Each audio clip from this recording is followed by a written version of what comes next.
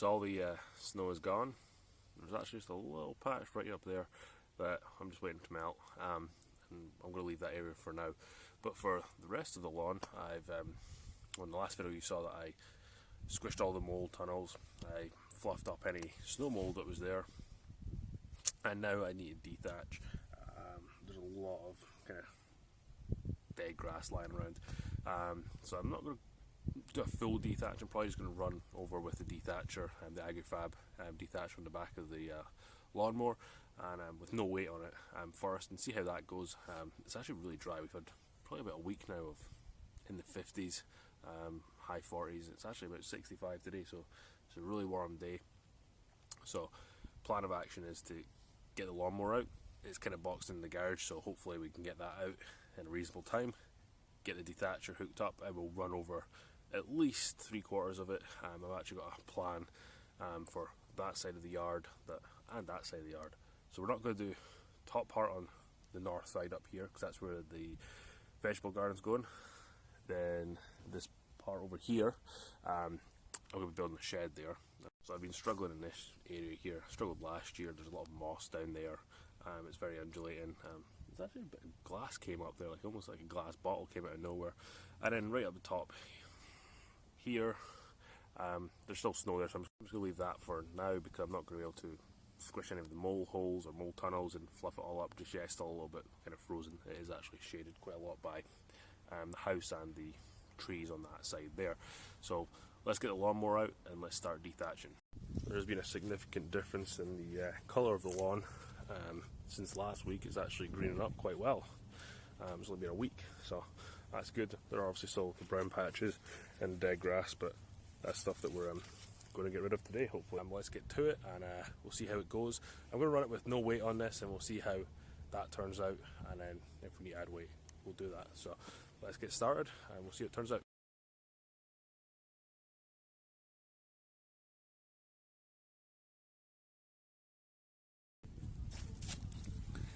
So here we have all this dead grass, some soil coming up too, just because it's a little bit soft. It wasn't as dry as I thought it was, but we've got a lot of dead grass coming up there.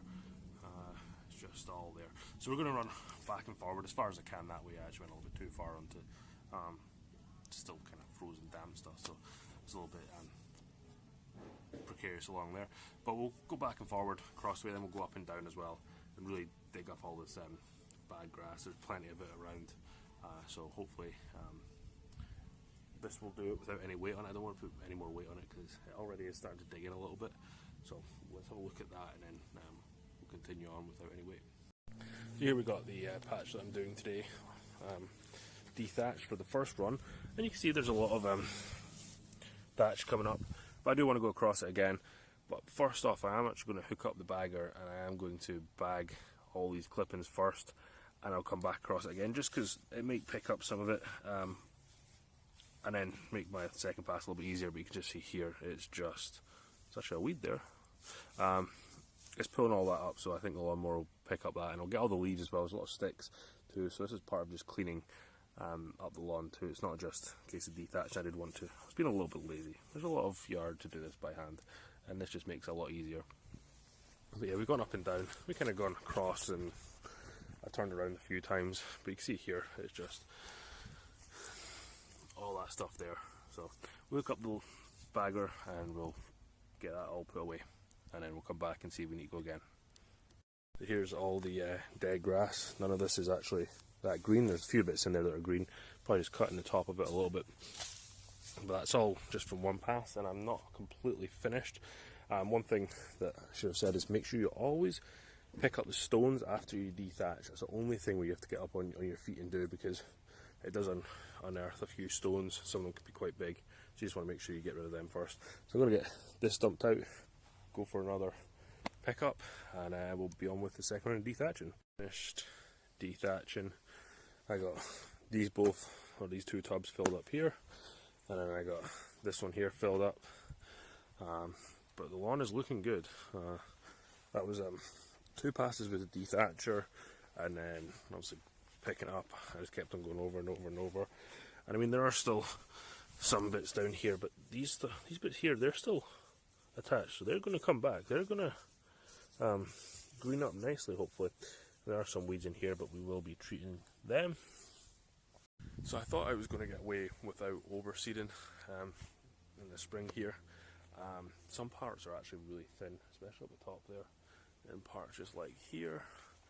So I am going to overseed. I thought I was going to get away with it, but so what my plan now is, I'm going to leave it a few days.